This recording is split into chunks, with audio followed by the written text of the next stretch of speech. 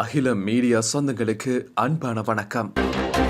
கோவை மாவட்டம் குனியமுத்தூரைச் சேர்ந்தவர் அப்துல் காதர் தனது மனைவி ரெஜினாவுடன் உம்ராவுக்காக கடந்த ஆண்டு டிசம்பர் 24ஆம் தேதி மக்கா செல்ல திட்டமிட்டிருந்தார். உறவினர்கள் மூலமாக சென்னையைச் சேர்ந்த தனியார் சுற்றுலா நிறுவனத்தின் முகவரான அமிதாவின் அறிமுகம் அப்துல் காதருக்கு கிடைத்துள்ளது. தனக்கும் தன் மனைவிக்கும் தலா 77,000 ரூபாயை அவர் பயண கட்டணமாக செலுத்தியிருந்தார். ஆனால் உண்மையில் நடந்தது வேறு.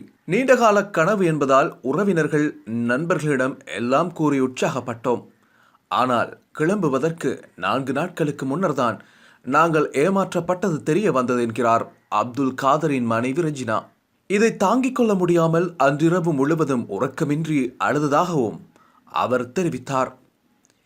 சென்னையில் செயல்பட்டு வந்த தனியார் சுற்றுலா நிறுவனத்தின் முகவராக கோவையைச் சேர்ந்த அமிதா என்பவர் செயல்பட்டு வந்தார்.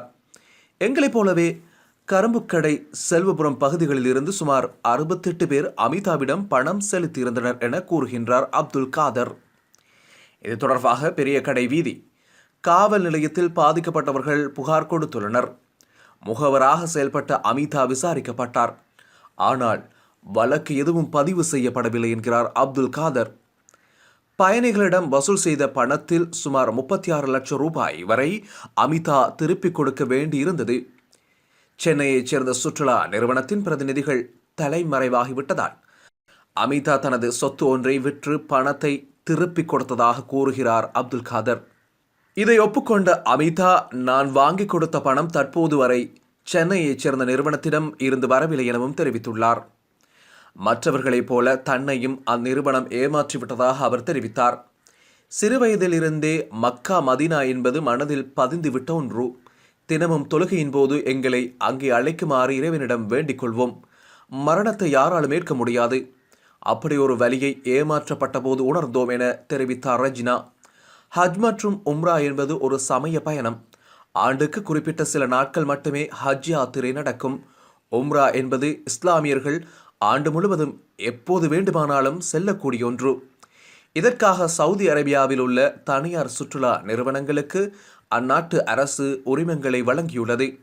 அந்த நிறுவனங்கள் வெளிநாடுகளில் உள்ள தனியார் சுற்றுலா நிறுவனங்களுடன் இணைந்து உம்ராவுக்கான பயண ஏற்பாடுகளை செய்கின்றன. அப்துல் காதரை தொடர்ந்து வேலூரைச் சேர்ந்த முகமது ஜாகிர் அப்பாஸ் என்பவர் கடந்த ஜனவரி 28ஆம் தேதி அன்று சென்னை மாநகர காவல் ஆணையர் அலுவலகத்தில் புகார் மனு அளித்தார். சென்னை புரசை வாக்கத்தில் இயங்கி வந்த தனியார் சுற்றுலா நிறுவனம் மீது அவர் புகார் தெரிவித்திருந்தார். வேலூரிலிருந்து ஜனவரி 24ஆம் தேதி உம்ராவுக்காக 14 பேர் மக்கா செல்வதாக இருந்தது.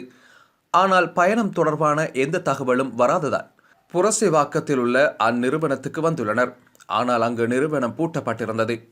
இதனால் அதிர்ச்சியடைந்த அவர் காவல் ஆணையர் அலுவலகத்தில் புகார் அளித்தார். வேலூர் முஸ்லிம்கள் அளித்த புகாரின் அடிப்படையில் போலீஸ் விசாரணை நடைபெற்று வருகிறது. கடந்த ஆண்டு டிசம்பர் இறுதியில் மக்காவுக்கு சென்ற குழுவினருக்கு திரும்பி வருவதற்கான டிக்கெட்டை கூட இந்நிறுவனம் போலியாக கொடுத்து ஏமாற்றியுள்ளது என தெரிவித்தார். கோவை மாவட்ட சுன்னத் ஜமாத் கொள்கை கூட்டமைப்பின் துணை செயலாளர் ஃபைசல் முன்னதாக சென்னை, கும்பகோணம், காரைக்கால் ஆகிய பகுதிகளில் இயங்கி வந்த 3 தனியார் சுற்றுலா நிறுவனங்கள் மீது உம்ராவுக்கு அழைத்து செல்வதாக கூறி மோசடி செய்ததாக கடந்த ஆண்டு செப்டம்பர் மாதம் காரைக்கால் நகர காவல் நிலையத்தில் புகார் கொடுக்கப்பட்டுள்ளது. சுமார் 20க்கும் மேற்பட்ட முஸ்லிம்கள் கொடுத்த புகாரை தொடர்ந்து நைனா முகமது என்பவரை காவல்துறை கைது செய்துள்ளது. உம்ராவை போல் ஹஜ் சீசனை முன்வைத்து தற்போது புது மோசடிகள் கிளம்பியுள்ளதாக தெரிவிக்கின்றார் தமிழ்நாடு ஹஜ் ஏற்பாட்டாளர்கள் சங்கத்தின் தலைவரான முகமது ரஃபீக். இந்த ஆண்டு ஏப்ரல் 30ஆம் தேதியிலிருந்து ஹஜ் புனித யாத்திரைக்கான பயணம் தொடங்க உள்ளது. இதற்காக ஒவ்வொரு ஆண்டும் இந்திய அரசுக்கும் சவுதி அரேபிய அரசுக்கும் இடையில் ஒப்பந்தம் கையெழுத்தாவது வழக்கம். இந்தியாவில் உள்ள இஸ்லாமிய மக்கள் தொகையின் அடிப்படையில் 1% பேருக்கு ஹஜ் பயணம் செல்வதற்கான வாய்ப்பு வழங்கப்படுகிறது. இதை மாநில வாரியாக மத்திய சிறுபான்மை அமைச்சகத்தின் கீழ் செயல்படும் இந்திய ஹஜ் கமிட்டி பிரித்துக் கொடுக்கிறது.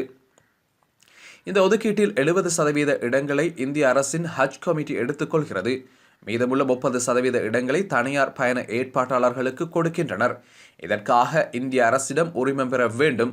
அதை அடிப்படையாக வைத்து சவுதி அரசும் எங்களை அங்கீகரிக்கிறது என தெரிவித்தார் முகமது ரஃபீக். சவுதி அரசுடன் ஒப்பந்தம் போட்ட பிறகு தனியார் சுற்றுலா நிறுவனங்களை இந்திய ஹஜ் கமிட்டி தேர்வு செய்கிறது. நிறுவனத்தின் நிதி கணக்கு, முன்னைய ஆண்டு அனுபவம் ஆகியவற்றின் அடிப்படையில் ஹஜ் இடங்களை ஒதுக்கீடு செய்வதாக தெரிவிக்கிறார் முகமது ரஃபீக். ஒவ்வொரு தனியார் சுற்றுலா நிறுவனத்துக்கும் அதன் தகுதிக்கேற்ப 200 பேர், 100 பேர், 50 பேர் என அழைத்து செல்வதற்கான அனுமதி தரப்படுவதாகவும் அவர் குறிப்பிட்டார். இந்த ஆண்டு ஹஜ் பயணத்தை முன்வைத்து சில தனியார் சுற்றுலா நிறுவனங்கள் ஆஃபர்களை அள்ளி வீசுவதாக அவர் குற்றச்சாட்டுகளை முன்வைத்தார். இது தொடர்பாகவும் சில விளம்பரங்கள் பிரசுரிக்கப்பட்டிருந்தன. அதில் ஹஜ் 35 நாள் பேக்கேஜ் 5,60,000 ரூபாய் என ஒரு விளம்பரத்திலும் 5,99,000 ரூபாய் என மற்றொரு விளம்பரத்திலும் இடம்பெற்றிருந்தது. இன்னொரு நிறுவனமோ 5,29,999 ரூபாய் என குறிப்பிட்டிருந்தது. இதை தள்ளுபடி விலையாகவும் அவர்கள் விளம்பரப்படுத்தியிருந்தனர். இவர்களில் யாரும் முறையாக இந்திய அரசிடம் அங்கீகாரம் பெறவில்லை. இவர்கள் ஹஜ் மற்றும் உம்ராவுக்கு பணம் கட்டி ஏமாறுகிறவர்களின் எண்ணிக்கை நாளுக்கு நாள் அதிகரித்தபடி உள்ளது என கூறுகிறார் முகமது ரஃபீக். சேவை அடிப்படையில் அரசு அழைத்து செல்வதால் தலா 3.5 லட்சம் முதல் 4 லட்சம் வரை கட்டணம் நிர்ணயிக்கப்படுகிறது. தனியார் சுற்றுலா நிறுவனங்களிடம் கூடுதல் வசதிகள் கிடைப்பதால் சுமார் 6 லட்சம் ரூபாய்க்கும் அதிகமாக கட்டணம் நிர்ணயிக்கப்படுகிறது என்கிறார் முகமது ரஃபீக். நாங்கள் 45 நாட்களுக்கான 3 வேளை இந்திய உணவு, தங்குமிடம், விமான கட்டணம், வழிகாட்டுவதற்கு இமாம், அவருக்கான செலவு ஆகியவற்றை ஈடுகட்ட வேண்டும். இவை தவிர ஜிஎஸ்டி, டிஎஸ் என 10% செலுத்த வேண்டும் என தெரிவிக்கிறார் முகமது ரஃபீக். இந்திய அரசு தனி விமானத்தில் ஹஜ் பயணிகளை அழைத்து செல்வதாகவும் தங்களால் அவ்வாறு அழைத்து செல்ல முடியாது எனவும் அவர் குறிப்பிட்டார். தற்போது ஆஃபர்களை அள்ளி வீசும் நிறுவனங்கள் அவர்கள் குறிப்பிடும் கட்டணத்தில் ஹஜ் பயணத்திற்கான வசதிகளை செய்து தருவது மிகவும் கடினம் எனவும் அவர் குறிப்பிட்டார். தொடர்ந்து பேசிய முகமது ரஃபீக் 5 லட்சம் ரூபாய்க்கு நட்சத்திர விடுதி உட்பட இதர வசதிகளை வழங்குவதாக உறுதியளிக்கின்றார். ஆனால் கடைசி நேரத்தில் சவுதியிலிருந்து பதில் வரவில்லை என கூறி மோசடி செய்கின்றனர். ஒரு முறையாவது கௌபாவை பார்க்க விரும்பும் முஸ்லிம்கள் இலக்காக வைத்து இவர்கள் ஏமாற்றுகின்றனர் என்கின்றார். சில தனியார் நிறுவனங்களின் கவர்ச்சிகரமான தள்ளுபடிகள் நிறைந்த விளம்பரத்தை நம்பி ஏராளமானோர் பணம் செலுத்துகின்றனர். ஆனால் அவர்களுக்கு உரிமம் இல்லாததால் தங்களை போன்ற தனியார் நிறுவனங்களிடம் கடைசி நேரத்தில் வாய்ப்பு கொடுக்குமாறு கேட்பதாக முகமது ரஃபீக் தெரிவித்தார். மக்களுக்கு குழப்பம் வராமல் தடுப்பதற்காக லோகோ ஒன்றை ஹஜ் ஏற்பாட்டாளர்கள் தயாரித்துள்ளனர்.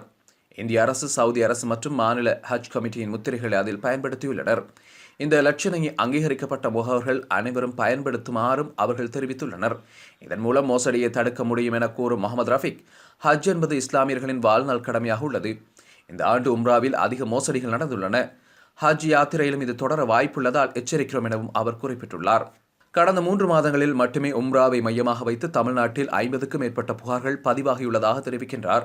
கோவை மாவட்ட சுன்னத் ஜமாத் கொள்கை கூட்டமைப்பின் துணை செயலாளர் கோவை ஃபைசல், உம்ரா அல்லது ஹஜ் பயணத்துக்கு ஒருமுறை சென்றுவிட்டு வந்த பிறகு அதில் பணம் பார்க்கும் நோக்கத்துடன் சிலர் சுற்றுலா நிறுவனங்களை தொடங்கி விடுகின்றனர். உம்ரா செல்வதற்கு யாராவது வந்தால் முதலில் பாஸ்போர்ட்டையும் முன்பணத்தையும் வாங்கி விடுகின்றனர் என தெரிவிக்கின்றார். பொள்ளாச்சி, மேட்டுப்பாளையம், காரைமடை, மேட்டுப்பாளையம், ஊட்டி ஆகிய பகுதிகளில் வசிக்கும் முஸ்லிம்கள் இதுபோன்ற விளம்பரங்களை நம்பி லட்சக்கணக்கில் பணத்தை இழந்துள்ளதாகவும் அவர் குறிப்பிட்டார். இதையடுத்து ஹஜ் பயணம் தொடர்பாக ஆஃபர்களை அறிவித்துள்ள கோவையைச் சேர்ந்த தனியார் சுற்றுலா நிறுவனம் ஒன்றை தமிழ் தொடர்பு கொண்டது. அப்போது பேசிய அதன் உரிமையாளர், நாங்கள் குறைவான தொகைக்கு சேவையை வழங்கி வருகிறோம். எங்களின் புக்கிங் நிறைவடையும் நிலையில் உள்ளது. பணத்தை கையில் வாங்க மாட்டோம். வங்கிக் கணக்கு மூலமாக செலுத்த வேண்டும் என தெரிவித்துள்ளார். சவுதி அரசால் அங்கீகரிக்கப்பட்டு தாங்கள் செயல்படுவதாக கூறிய அவரிடம் அதற்கான அனுமதி கடிதத்தை அனுப்ப இயலுமா என கேட்டோம். கேரளாவில் உள்ள பிரபல தனியார் சுற்றுலா நிறுவனத்துடன் இணைந்து ஹஜ் சேவையை கொடுத்து வருகிறோம் என்று மட்டும் பதிலளித்துவிட்டு மேலதிக கேள்விகளுக்கு பதில் கூற மறுத்துவிட்டார். ஹஜ் உம்ரா என்ற பெயரில் நடக்கும் மோசடிகளை தடுப்பதற்கும் ஏதேனும் நடவடிக்கை எடுக்கப்பட்டுள்ளதா என்பதை தெரிந்து கொள்ள தமிழ்நாட்டு ஹஜ் கமிட்டி தலைவரும் மணப்பாறை தொகுதி MLA-வுமான அப்துல் சமதுவிடம் பேசினோம்.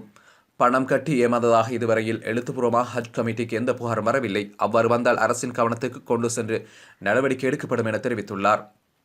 ஹஜ் கமிட்டியின் அண்மை கூட்டத்தில் தனியார் சுற்றுலா நிறுவனங்களின் செயல்பாடுகளை கண்காணிப்பதற்கு குழு ஒன்றை அமைப்பது தொடர்பாக விவாதிக்கப்பட்டுள்ளதாக அவர் அப்துல் சமது அரசின் பார்வைக்கு இதை கொண்டு செல்லது இருப்பதாகவும் தெரிவித்தார். மேலும் உரிய உரிமங்களை பெற்று தனியார் ஹஜ் சேவை நடத்துவோருக்கும் மாநில ஹஜ் கமிட்டிக்கும் எந்தவித தொடர்பும் இல்லை. மத்திய ஹஜ் கமிட்டியின் மாநில பிரிவாக நாங்கள் செயல்பட்டு வருகிறோம் என கூறுகிறார் அப்துல் சமத். ஹஜ் பயணம் செல்ல விரும்பும் ஏழை எளிய மக்களிடம் இதுபோன்று நடத்தப்படும் மோசடிகளின் மீது கடுமையான நடவடிக்கை எடுக்கப்பட வேண்டும் எனவும் அப்துல் சமது குறிப்பிட்டார்.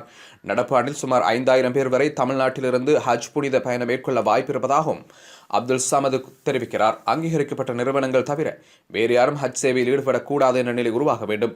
இதை முறைப்படுத்தும் வேலைகளை இந்திய ஹஜ் கமிட்டி மேற்கொள்ள வேண்டும். இதுகுறித்து விவாதித்து வருகிறோம் எனவும் தெரிவித்துள்ளார். இத்துடன் உலக முக்கிய செய்திகள் நிறைவுக்கு வருகின்றது. உலகத்தில் நடைபெறுகின்ற முக்கிய செய்திகளை அறிந்து கொள்ள அகில மீடியாவுடன் இணைந்திருங்கள்.